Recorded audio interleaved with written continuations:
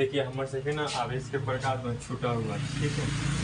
आवेश जहाँ पढ़े थे ना वहाँ पर आवेश के प्रकार पढ़ना था, तो क्या हो गया था, छूट गया था। ध्यान दीजिएगा, आवेश के क्या प्रकार, दो प्रकार, कौन कौन, एक धन और एक ऋण आवेश, ठीक है। ये आवेश का मूल गुण होता है, ठीक है, आवेश का मूल गुण होता है। ध्यान दीजिएगा, यहाँ आवेश किसे कहते हैं, तो इसमें प्रोटॉन की अधिकता और न्यूट्रॉन की क्या हो जाती है, न्यूनता। अधिकता का मतलब अगर कहीं पर ये आपको दे दे 4 प्रोटॉन ऐसे और 3 इलेक्ट्रॉन ऐसे, इसका मतलब क्या हो गया, 4 बड़ा है, छोटा कौन है, 3।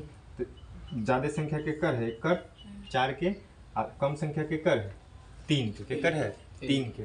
तो यह कहता है कि प्रोटॉन की संख्या क्या है, ज़्यादा, और इलेक्ट्रॉन की संख्या कम है।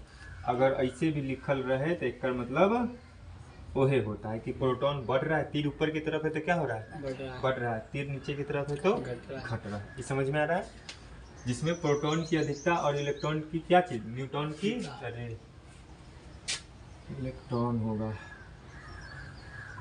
इलेक्ट्रॉन की क्या चीज, न्यूनता होती, क्या होती है, इलेक्ट्रॉन की न्यूनता होती। कोई दिक्कत, ऐसे भी सूचित कर सकते हैं और ऐसे भी सूचित कर सकते हैं। क्लियर, देखिएगा ऋण आवेश में, इसमें प्रोटॉन, इसमें इलेक्ट्रॉन की अधिकता और प्रोटॉन की क्या होती है, न्यूनता। तो कहने का मतलब है कि ई क्या होगा, ज्यादा, ई क्या होगा, ज्यादा, अब पी क्या होगा, कम, पी क्या होगा, कम। कोई दिक्कत, बस इतने ध्यान रखना है कि आवेश कितने प्रकार के होते हैं, दो प्रकार के, कौन कौन, एक धन और एक ऋण। धन में पूछे तो कहना क्या है कि इसमें प्रोटॉन की संख्या ज़्यादा हो जाती है, इलेक्ट्रॉन की संख्या कम हो जाती है। अब इसको समझिए यहाँ पर यह कि धन और ऋण क्या है।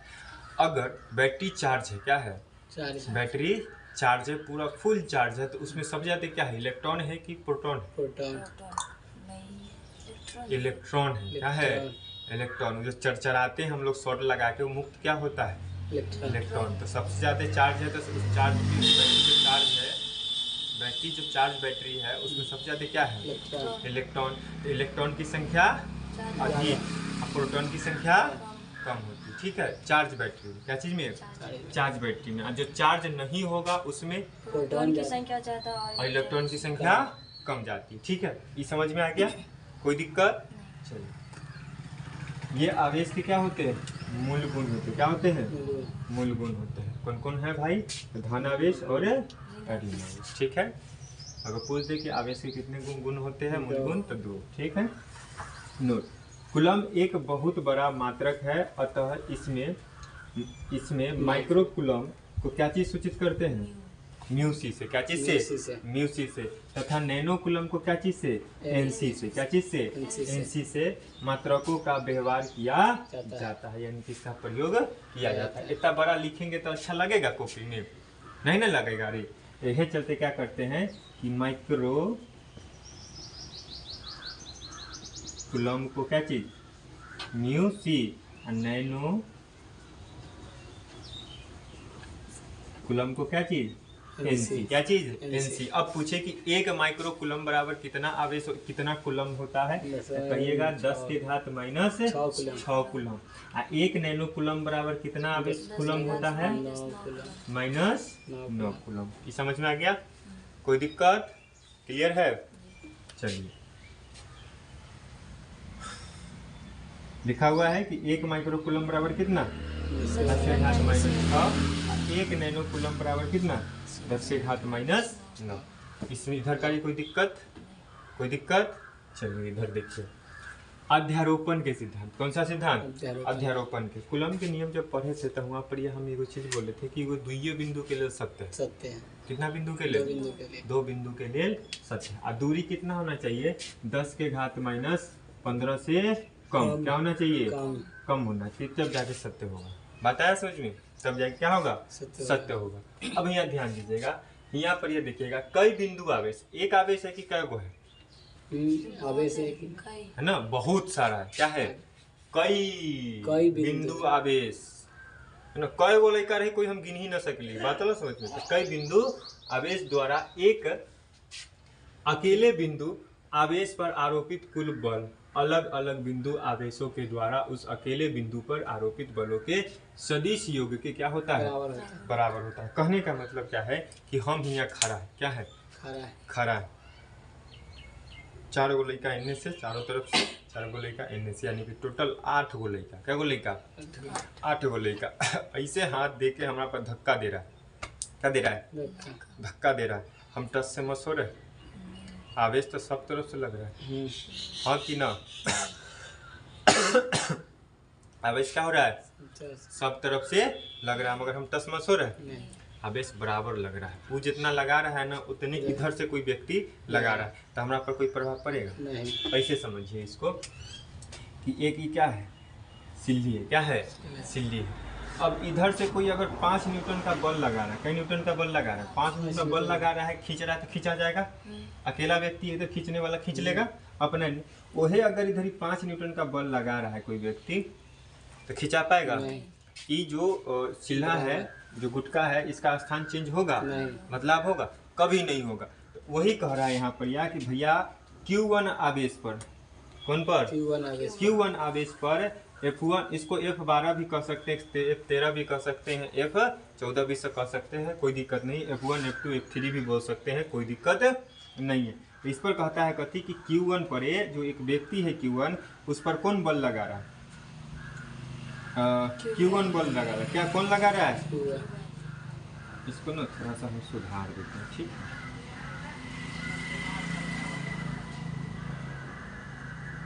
इसको Q1 Q2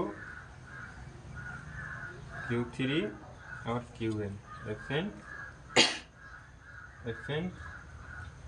F3 F2, 1 2 3,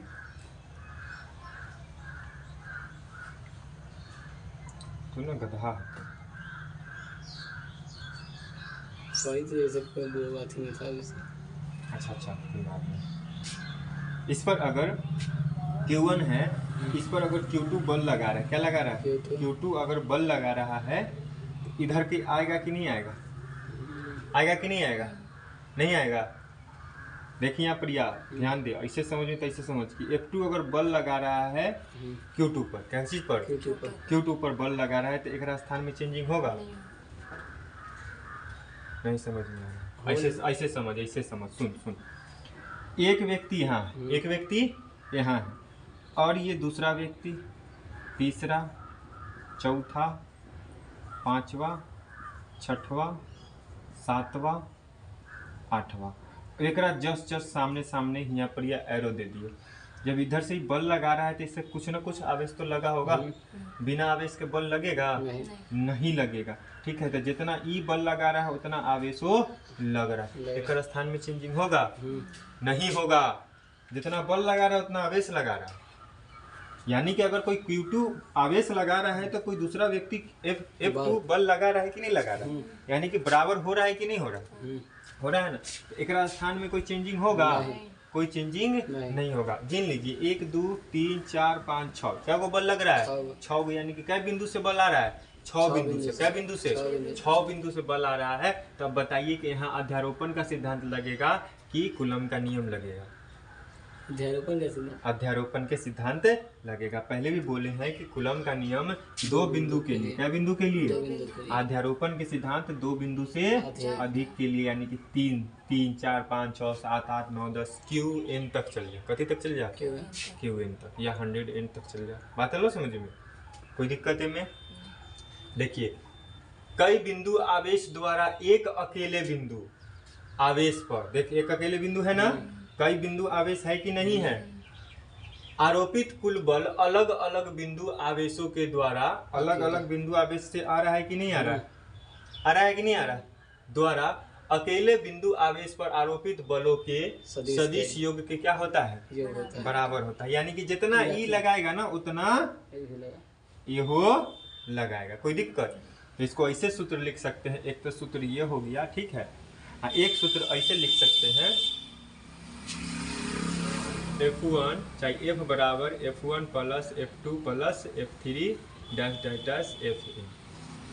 बात है समझ में, आता है समझ में। सदिश योग के क्या होता है, बराबर होता है, क्या होता है, बराबर होता है तो सदी से लगा देंगे इस पर। कोई दिक्कत इसमें आया समझ में? कोई दिक्कत ना? 1 माइक्रो कूलम बराबर कितना? 10 कूलम। 1 नैनो कूलम बराबर 10 कूलम। ठीक है। धन में क्या होता है? प्रोटॉन की संख्या बढ़ जाती है कि घट जाती है? धन में प्रोटॉन की संख्या बढ़ जाती है, प्रोटॉन की संख्या बढ़ जाती है, इलेक्ट्रॉन घट जाती है। इलेक्ट्रॉन की संख्या घट जाती है। ऋण में इलेक्ट्रॉन बढ़ जाती है, प्रोटॉन घट जाती है। इलेक्ट्रॉन बढ़ जाती है और प्रोटॉन घट जाती है। प्रोटॉन घट जाती है। कोई दिक्कत है में? चलिए